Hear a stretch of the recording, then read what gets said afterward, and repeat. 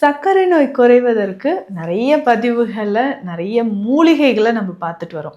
So அந்த மாதிரி இப்போ இந்த சுகர் இருக்கிறவங்க, இதையும் நம்ம ட்ரை பண்ணலாம். ஏன்னா சித்தால நிறைய மருந்துகள் இருக்கு இல்லையா? ஸோ ஒவ்வொன்றா நம்ம பார்க்க போறோம். இப்போ சுகர் லெவல் குறையறதுக்கு நம்ம என்னங்க பண்ணணும்? ஸோ உங்களுக்கு HbA1c லெவல் டெஸ்ட் பண்ணுவீங்க இல்லையா?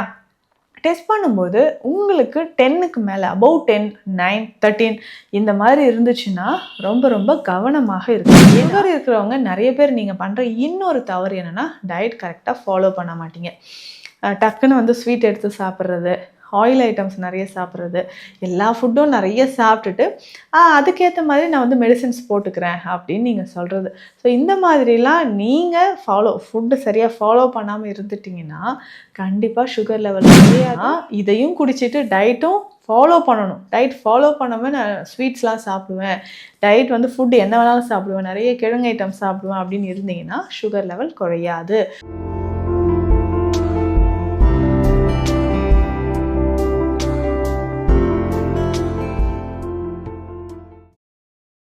வரம் நேயர்களுக்கு வணக்கம். நான் doctor Nithya, Siddha physician.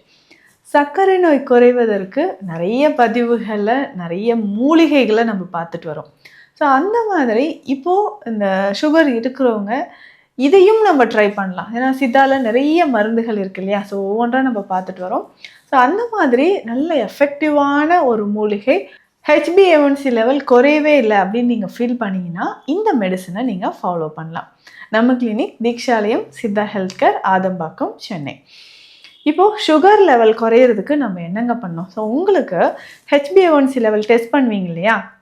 Test பண்ணும்போது உங்களுக்கு 10க்கு மேலே அபவ் 10, 9, 13 இந்த மாதிரி இருந்துச்சுன்னா ரொம்ப ரொம்ப கவனமாக இருக்கணும். ஏன்னா இப்போது இன்றைய காலகட்டத்தில் நிறைய பேருக்கு பார்த்தோம்னா யங் ஏஜ்லேயே ஒரு 35, 30 இயர்ஸில் இருக்கிறவங்களுக்கு சுகர் ரொம்ப அதிகமாக இருக்குது. அதுவும் HbA1c லெவல் நான் சொன்ன ரேஞ்சில் நிறைய பேருக்கு அதிகமாக இருக்குது. பெரும்பாலும் இந்த HbA1c லெவல் அதிகமாக இருக்குது, இல்லை சுகர் லெவல் அதிகமாக இருக்குன்னா நீங்கள் தவறாமல் பிளட் டெஸ்ட் எடுக்கணும். மாதம் ஒரு முறை செக் பண்ணுறது ரொம்ப அவசியம். 3 மாதத்துக்கு ஒரு முறை HbA1c லெவல் செக் பண்ணணும். ஸோ நம்மளுடைய பிளட்டில் கடந்த ஒரு 2-3 மாதங்களாக பிளட்டில் இருக்கக்கூடிய சுகர் லெவல் எவ்வளவு இருக்குது அப்படின்றது ஒரு ஆவரேஜாக தெரிஞ்சிக்கக்கூடிய ஒரு டெஸ்ட்டு தான் இந்த HbA1c அப்படின்னு நம்ம சொல்கிறோம். ஏன்னா ஹீமோக்ளோபின் RBC செல்ஸ் வந்து ஒரு 120 டேஸ் இருக்கும். ஸோ அதோட லைஃப் டைம் அப்படின்னு பார்த்தீங்கன்னா 120 டேஸ். அப்போது குறைந்தது ஒரு 3 மாதங்களுக்கு பிளட் சுகர் லெவல் எவ்வளவு நம்ம செக் பண்ணி கரெக்டாக தெரிஞ்சுக்கிறதுக்கு இந்த டெஸ்ட்டு உங்களுக்கு யூஸ்ஃபுல்லாக இருக்கும். ஸோ அதை நம்ம கரெக்டாக டெஸ்ட் பண்ணி பார்த்துட்டு அதுக்கேற்ற மாதிரியான உணவு முறைகளை நீங்கள் எடுக்கணும். ஸோ ரொம்ப சிம்பிளாக நீங்கள் என்னென்ன பண்ணணும்னு நான் சொல்கிறேன். ஃபஸ்ட்டு நம்ம பார்க்க வேண்டிய விஷயம் உங்களுடைய உடல் எடை எவ்வளோ இருக்குது அப்படின்னு தெரிஞ்சுக்கோங்க. ஸோ வெயிட் ரொம்ப அதிகமாக இருந்துச்சுன்னா கூடவே கொலஸ்ட்ரால் இன்க்ரீஸ்டாக இருக்கிறதுக்கு சான்சஸ் இருக்குது. அதனால் நீங்கள் சுகர் டெஸ்ட் பண்ணும்போது கொலஸ்ட்ரால் லெவலையும் செக் பண்ணிவிட்டு அதற்கான மெடிசன்ஸும் நீங்கள் ரெகுலராக எடுத்துகிட்டு வரணும். சரிங்க, இப்போது அடுத்தது கொலஸ்ட்ரால் இருந்ததுன்னா அதற்கேற்ற மாதிரி டயட் நம்ம ஃபாலோ பண்ணிக்கணும். வெயிட் செக் பண்ணிக்கணும், சுகர் செக் பண்ணணும், அதுக்கப்புறம் கொலஸ்ட்ரால் லெவல் எவ்வளோ இருக்குதுன்னு பார்த்து அதையும் நம்ம செக் பண்ணிக்கணும். ஒருவேளை உங்களுக்கு செரிமானம் தொடர்பான பிரச்சனைகள் இருந்தால் அதற்கேற்ற மாதிரி நம்ம மருந்துகளை எடுத்துக்கணும். செரிமானம்னா டைஜஷன். ஸோ டைஜஷன் ஒரு சிலருக்கு சுகர் லெவல் அதிகமாக இருந்துச்சுன்னா ரொம்ப பசி இருந்துக்கிட்டே இருக்கும், இல்லைனா சாப்பிட்டவுடனே உங்களுக்கு வந்து வயிறு ரொம்ப உப்புசமாகுது, டைஜஷன் ப்ராப்ளம் இருக்கிறது இருக்கலாம். இன்னும் ஒரு சிலருக்கு மலச்சிக்கல் தொந்தரவு இருக்கலாம். இதையும் நீங்கள் சரி பண்ணணும். ஸோ இதுக்கு அடுத்தது ரொம்ப வெயிட் லாஸ் ஆகிடுங்க. சுகர் லெவல் இன்க்ரீஸ் ஆக வெயிட் லாஸ் ஆகிட்டே போகும். ஒரு அம்மா என்கிட்ட சொன்னாங்க, என்னம்மா சுகர் இவ்வளோ அதிகமாக இருக்கே, வெயிட் குறைஞ்சிட்டே வந்திருக்கேன். ஆமாம்மா, நான் வந்து ஒரு 85 கிலோ இருந்தேன், வெயிட் குறைஞ்சா நல்லது தானேன்னு விட்டுட்டேன் அப்படின்னாங்க. அப்போ சுகர் லெவல் இன்க்ரீஸாக இருந்தால் பரவாயில்லையா அப்படின்னா வெயிட் குறையுதேன்னு விட்டுட்டேன் அப்படின்னு சொன்னாங்க. அந்த மாதிரி தவறு செய்யாதீங்க. உங்களுக்கு கிடுக்கிடுன்னு வெயிட் லாஸ் ஆகிட்டே வருதுன்னா, டிராஸ்டிக்காக வெயிட் லாஸ் ஆகுதுன்னா ரொம்ப ரொம்ப கேர்ஃபுல்லாக இருந்து சுகர் லெவல் நார்மலாக மெயின்டைன் பண்ணிவிட்டு டயட் மூலயமா அதுக்கப்புறம் நம்ம வெயிட் லாஸ் பண்ணுறது உங்களுக்கு ரொம்ப ரொம்ப ஹெல்த்தியான ஒரு வெயிட் லாஸாக இருக்கும். அப்போ சுகர் லெவல் நம்ம நார்மலாக மெயின்டைன் பண்ணுறதுக்கு என்னென்ன பண்ணலாம்? மகிழம் பூ அப்படின்னு ஒரு பூவை பற்றி நீங்கள் கேள்விப்பட்டிருப்பீங்க. ஸோ இந்த மகிழம் பூ அப்படின்னு சொல்கிறது உடலோட உஷ்ணத்தை தணிக்கக்கூடியது. அதிகமான உடல் உஷ்ணம் இருந்தாலோ, உங்களுக்கு உடல் சோர்வு இருந்தாலோ அதற்கு மகிழம் பூ பயன்படும். ஸோ சுகர் இருக்கிறவங்க நிறைய பேர் நீங்கள் பண்ணுற இன்னொரு தவறு என்னென்னா, டயட் கரெக்டாக ஃபாலோ பண்ண மாட்டீங்க.